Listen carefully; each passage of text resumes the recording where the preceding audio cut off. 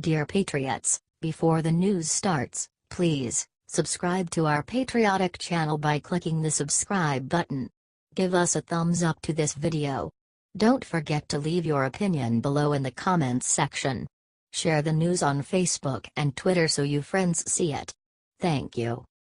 Mattis in Kabul. We look toward a victory in Afghanistan, not a military victory. Kabul, Afghanistan, AP. U.S. Defense Secretary Jim Mattis said Tuesday he believes victory in Afghanistan is still possible, not necessarily on the battlefield but in facilitating a Taliban reconciliation with the Afghan government. Mattis spoke shortly before arriving in Kabul, where security concerns were so high that reporters traveling with him were not allowed to publish stories until his party had moved from the Kabul airport to the U.S.-led military coalition's headquarters. That was the first such restriction on coverage of a Pentagon chief's visit in memory. Mattis said he would be meeting with President Ashraf Ghani and top U.S. commanders. "We do look toward a victory in Afghanistan," he said, adding, "not a military victory. The victory will be a political reconciliation with the Taliban, which has achieved a stalemate in recent years and shown little interest in conceding to the Kabul government." Mattis, a retired Marine general who commanded U.S. troops in southern Afghanistan in the opening weeks of the war in 2001, said getting the Taliban to reconcile en masse may be a bridge too far. So the emphasis is on drawing in Taliban elements piecemeal. He described this approach as an effort to start peeling off those who are tired of fighting, after more than 16 years of war. "We know there is interest on the Taliban side," he said. He defined victory in Afghanistan as a political settlement between the Taliban and the government, and an Afghan military that is capable of securing the country largely on its own. At that point, he said, Afghanistan would not be a haven for attacks internationally as it was when al-Qaeda used the country as a launching pad for the attacks of September 11, 2001. U.S. intelligence officials are predicting the war will remain stalemated as the traditionally most intensive fighting season begins this spring. The visit is Mattis's second since President Donald Trump announced last August that, despite his instinct to pull U.S. troops out of Afghanistan, his administration would take a more aggressive approach to the conflict, now in its 17th year. As part of an effort to bolster Afghan fighting strength, the U.S. in recent weeks sent an Army group of about 800 soldiers, accompanied by several hundred support troops, to advise the Afghans closer to the front lines. The U.S. also shifted 8-10 attack planes and other aircraft from striking Islamic State militants in Syria and Iraq to Afghanistan as part of Trump's new approach. These and other moves boosted the number of U.S. troops in Afghanistan by at least 3,500 to a total of more than 14,000. Mattis has said that the U.S. goal is to enable Afghan forces to weaken the Taliban to the point where the Afghans can manage their own security.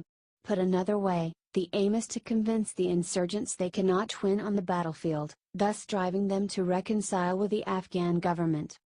Stephen Biddle, a George Washington University political science professor and longtime observer of the Afghan conflict, is skeptical that the new U.S. strategy will make a decisive difference militarily, although he sees glimmers of hope for progress toward a peace settlement. He noted that both the Taliban and Afghan President Ashraf Ghani have spoken recently of pushing for reconciliation. In late February, Ghani called on the Taliban to take part in peace talks to save the country, offering security and incentives such as passports to insurgents who are willing to join the negotiations.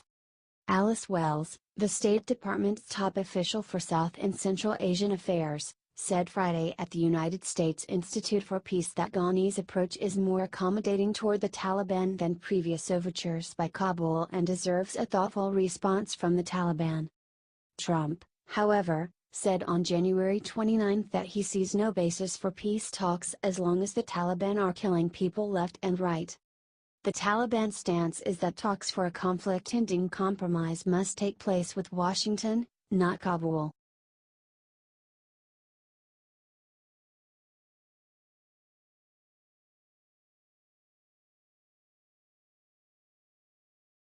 Skepticism over benefits sinks Trump-backed drug bill in House. House Republicans' bid to lift the hopes of terminally ill patients failed in an unexpectedly tight vote Tuesday night. The House of Representatives failed to deliver the deciding vote for a right-to-try bill that President Donald Trump touted in his State of the Union address and would have given terminally ill patients, or those likely to die prematurely, access to experimental medicines without the FDA's blessing. The Senate already passed its own version. Though the 259 to 140 vote fell short of the necessary two-thirds support from the House chamber, GOP leaders vowed to continue pressing the cause. The right-to-try idea, conceived by a little-known libertarian think tank, has an instantaneous appeal. But FDA, drug industry and health policy experts say it's unlikely to significantly increase the number of patients who get unapproved drugs. And the few who do could be exposing themselves to unnecessary risks while compromising medical research. I think this is feel-good legislation for legislators, rather than meaningful legislation for people in need, said Kenneth Mock, President and CEO of Cognition Therapeutics, which is trying to develop treatments for neurological conditions like Alzheimer's disease. Former FDA Commissioner Robert Califf said he worries any right-to-try law will set patients up for disappointment. What it may do is to raise expectations of vulnerable people and their families that there is some miracle cure that is going to be made available. Even if more companies release products under right-to-try, a prospect Califf thinks is doubtful, the odds for helping patients are long. That's because most promising new drugs end up being too dangerous or simply don't work. FDA estimates that only 5 to 7 of every 100 drugs that enter the first phase of human testing eventually get approved. The rest have risks that outweigh their stated benefit or don't deliver on those promises. Critics say the problem with right-to-try is it mistakenly presumes the FDA is the barrier to patients accessing unapproved medicines outside clinical trials. FDA's Compassionate Use Program already provides experimental drugs to very sick patients, approving 99% of the requests it receives each year. It's undergone changes in recent years to make it easier for doctors and patients to navigate the process.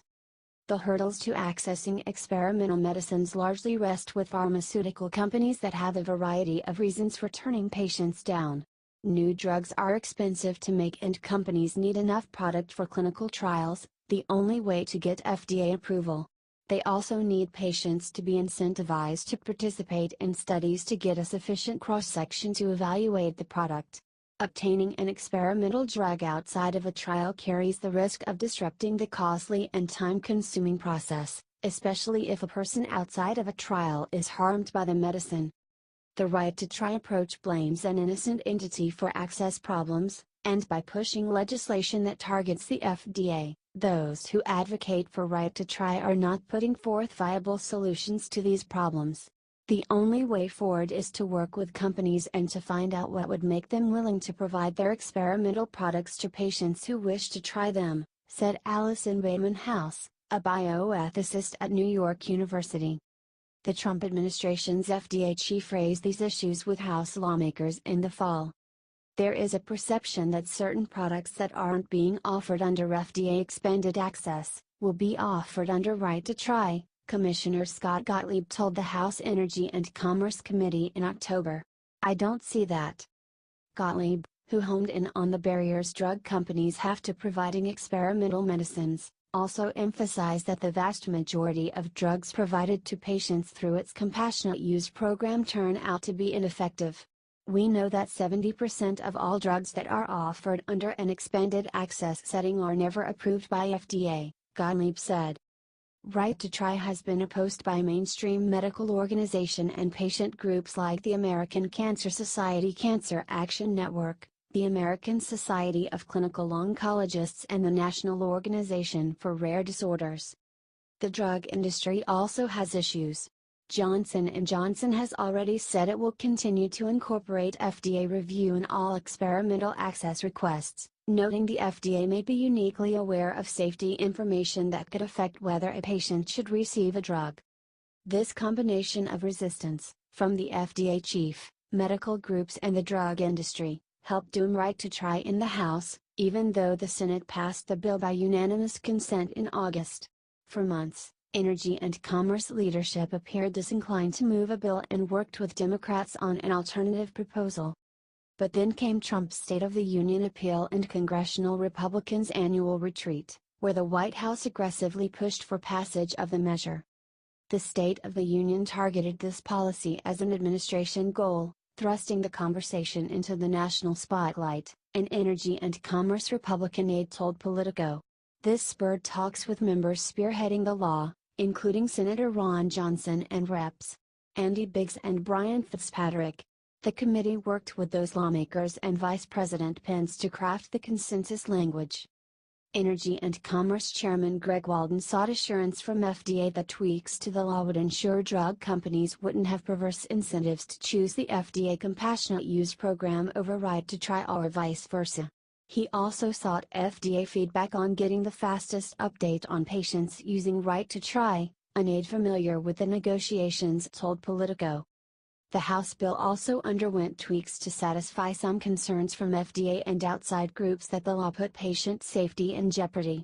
It includes new requirements that FDA be made aware when drugs are provided under right to try and gets reports of any safety events with the drugs. Those changes were lauded, but critics still argue they're not enough. I think they've certainly tried to take steps to add some important provisions like strengthening the informed consent of patients, said Jeff Allen, President and CEO of the Washington-based Friends of Cancer Research. But Allen said the bill still violates one of his organization's guiding principles: the FDA is not the problem and taking them out would only introduce more problems, he said. Allen said patients may get more access to drugs under right to try, but they are unlikely to come from credible companies who he said will prefer the FDA's process. Unfortunately, I fear it will be drugs they shouldn't be receiving or could be extremely unsafe or have flaws in the manufacturing practice or other risks that may not be known at the time. Such concerns stoked Democratic resistance. Energy and Commerce ranking Democrat Frank Pallone said the bill provides false hope to patients and their families, who will assume they will have access to investigational therapies even though the bill does nothing to require manufacturers to provide these therapies to the patient. Only one doctor has publicly said he provided patients with drug under state right to try laws.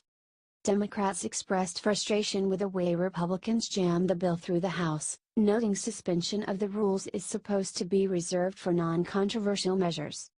Had the legislation passed the House, it would have had to go back to the Senate to iron out differences such as precisely which patients would be eligible for right to try.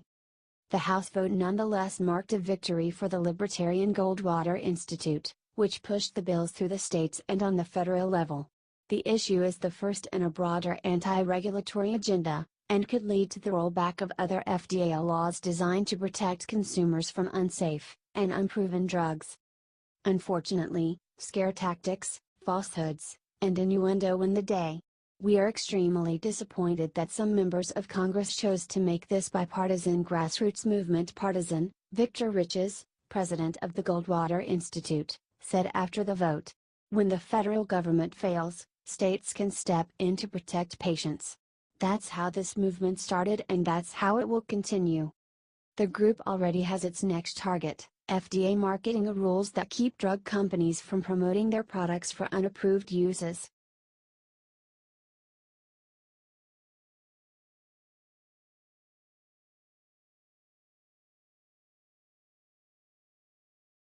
Rosenstein defends Mueller. The special counsel is not an unguided missile.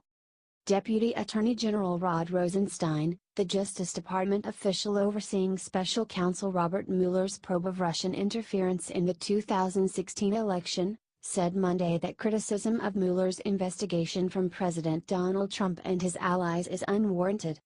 The special counsel is not an unguided missile, Rosenstein told USA Today in an interview published Monday evening, estimating that he spends less than 5% of his week on issues related to Mueller's probe. I don't believe there is any justification at this point for terminating the special counsel. Rosenstein did not mention Trump by name in his discussion of the widespread criticism of Mueller, although the president has led the charge in attacking the special counsel's investigation, characterizing it often as a witch hunt initiated by Democrats embarrassed by the 2016 loss of Hillary Clinton. Last June, Trump ordered that Mueller be fired but was talked out of the decision by White House counsel Don Gunn. The Deputy Attorney General said much of the work his department does is not covered by the media and is not criticized, even amid a culture of skepticism surrounding the department stirred by, among other issues, the FBI's handling of the investigation into Clinton's use of a personal email server as Secretary of State, then Attorney General Loretta Lynch's airport meeting with Bill Clinton in the closing days of that investigation, and a memo from House Republicans alleging misuse of the FISA court system by the Justice Department in relation to the Russia investigation. I believe much of the criticism will fall by the wayside when people reflect on this era and the Department of Justice, said Rosenstein, who did not refer to Trump directly. I'm very confident that when the history of this era is written, it will reflect that the department was operated with integrity. Rosenstein, who took oversight of the Russia probe in the spring of 2017 after Attorney General Jeff Sessions recused himself from all investigations related to the 2016 election, drew the ire of Trump by appointing Mueller in the wake of the firing of then FBI Director James Comey.